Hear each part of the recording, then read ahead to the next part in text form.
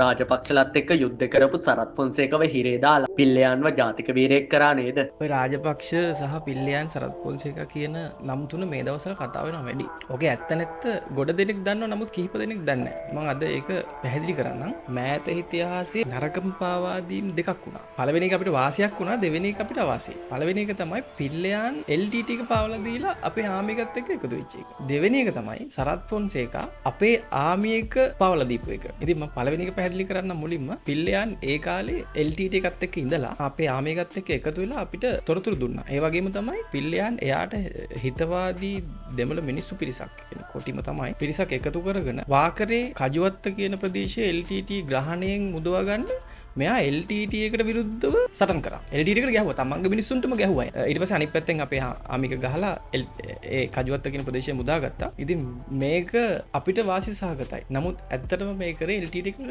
ද්‍රෝහී වීමක්. ඊළඟට සරත් ෆොන්සේකා 2009 ඉගෙන යුද්ධය ඉවර වෙලා රනිල් වික්‍රමසිංහ තීරණය කරා දැන් ජනාධිපතිවරණයක් වෙනවනේ. එතකොට ඒකෙදි මහින්ද රාජපක්ෂ කියන්නේ ඒ කාලේ වෙනකොට දෙවි කෙනෙක් වගේ පුද්ගලයෙක්. ඉතින් මහින්ද රාජපක්ෂව යුද්ධය ඉවර වෙනවත් එක්ක මහින්ද රාජපක්ෂව පරාජය කරන්න යුද්ධයට සම්බන්ධ වෙච්ච කෙනෙක්ම ඉදිරිපත් කරනවා. හිටපු යුද හමුදාපතිවරයා මේකේ අපේක්ෂකයෙක් විදිහට දානවා කියලා. ඒ කාලේ වෙනකොට ඇත්තටම රාජපක්ෂලත් එක්ක පොඩි මොකක් හෝ කෝන්දරයකින් තමයි හිටියේ අපේ යුද හමුදාපතිතුමා සරත් ෆොන්සේකා.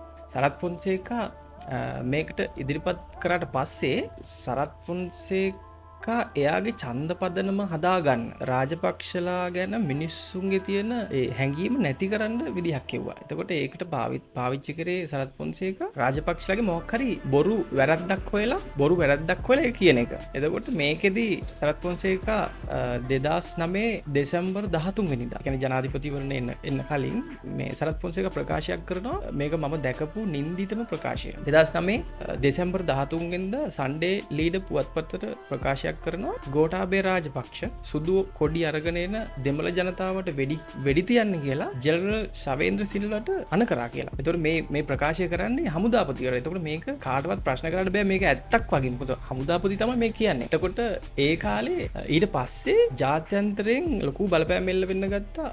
අපේ රටට ආමියකට විරුද්ධව මහින්ද රාජපක්ෂ විරුද්ධව ශවේන්ද්‍ර සිල්වට විරුද්ධව ගෝඨාභය රාජපක්ෂ විරුද්ධව මේ ජනාධිපතිවරයා ලං වෙලානේ මේ ප්‍රකාශය කරේ.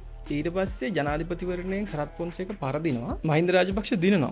නමුත් අර ප්‍රකාශය ඒ විදිහටම ජාත්‍යන්තරයේ අර යනවා ලොකුවටම මේක ලොකු බරපතල ප්‍රකාශයක් හින්දා. ඊට පස්සේ ජාත්‍යන්තරයේ අපේ රටට අත දාන්න පටන් ගන්න ලොකුවටම. එතකොට අපි ඒ වෙලාවේ මහින්ද රාජපක්ෂ ඇතුළු රජය සරත් ෆොන්සේකට විරුද්ධ මේ කරපු සාවද්‍ය ප්‍රකාශයට විරුද්ධව ඇක්ෂන් එකක් ගත්තේ නැත්නම් ඒ ප්‍රකාශය ඇත්තටම සත්‍යයක් බවට පත් වෙනවා. එතකොට මහින්ද රාජපක්ෂ ඇතුළු රජය මේකට ක්‍රියාමාර්ගයක් ගන්නවා. මහාධිකරණයේ මේ සාවද්‍ය ප්‍රකාශයට විරුද්ධව නඩු පවරනවා. ඊට පස්සේ මේ නඩුවෙන් සරත් ෆොන්සේක වැරදිකාරයෙක් වෙලා අවුරුදු 3ක සිර දඬුවමක් ලබනවා. ඒ වගේම යුදාධිකරණයෙන් මට මතක නැහැ ඒ කාරණා දෙකකට විරුද්ධව සරත් ෆොන්සේක වැරදිකාරයෙක් වෙනවා. එතකොට සරත් ෆොන්සේක ඒ ඉන්න අවුරුදු 3 මහින්ද රාජපක්ෂ සරත් ෆොන්සේකට උපරිම සැප දෙනවා. ඒක ඇතුලේ වෙනම කතාවක්. මහින්ද රාජපක්ෂ කියන්නේ ඇරියස් කව කරන පුද්ගලයෙක් නෙමෙයි. මේ ප්‍රකාශය කරපු කාලෙදිම තව ඓතිහාසික ප්‍රකාශයක් කරනවා මහින්ද රාජපක්ෂ. ඒක තමයි දෙන දඬුවමක් මට දෙන්න. ආමියක මේකට සම්බන්ධයක් නැහැ. ආමියක කරේ මම කියපු දේ. එහෙනම් මම ඕන වෙලාවක ඕගොල්ලෝ දෙන දඬුවමකට යටත් වෙන්න ලෑස්ති. මම විදුලි පුටුවටවත් යන්න ලෑස්ති කියලා. ඒතර මේ වගේ බරපතල ඇඟ හිරි වැටෙන ප්‍රකාශයක් කරනවා. මම දැකලා නැහැ මේ මෙතෙක් කල නායකයෙක් ඒ වගේ ප්‍රකාශයක් කරනවා මම දැකලා නැහැ කියන්නේ ඉතිහාසය ගත්තොත් එහෙම මේ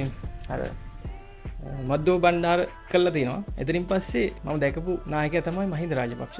ඒ සරත් ෆොන්සේකා එදා ඒ යුද්ධාධිකරණයනුයි මහාධිකරණයනුයි වැඩිකාරයෙක් වෙලා ඒ කියපු ප්‍රකාශය බොරු වුණ නිසා තමයි අද මේ විදිහට අපි මේ විදිහට මහින්ද රාජපක්ෂත් අද මේ ආමියකත් මිනිමරුව වෙන්නේ නැතුව ආමියක මිනිමරුව වෙන්නේ නැතුව මහින්ද රාජපක්ෂ වැඩිකාරයෙක් වෙන්නේ නැතුව අද අපේ රට මෙහෙම නිදහසේ ඉන්නේ සරත් ෆොන්සේක හිරේ ගිය නිසා. සරත් ෆොන්සේක එළියේ හිටියා නම් සරත් ෆොන්සේක කරපු ප්‍රකාශය නිවැරදි වුණා නම් නිවැරදි කියලා ඔප්පු වුණා නම් අද අපිට මෙහෙම ඉන්න බෑ. එහෙනම් මානව හිමිකම් එකෙන් අපිට අත දානවා මහින්ද රාජපක්ෂ එහෙනම් දැන් මේ වෙනකොට විදුලි පුටුවේ බාගද LTT එකට මේ උතුරේ ආයෙත් එකතු වෙන්න ඉඩත් ලබා දීලා. ඒ වගේ නින්දිත ප්‍රකාශයක් තමයි ඒ වගේ පාවා දීමක් තමයි සරත් ෆොන්සේක කරේ.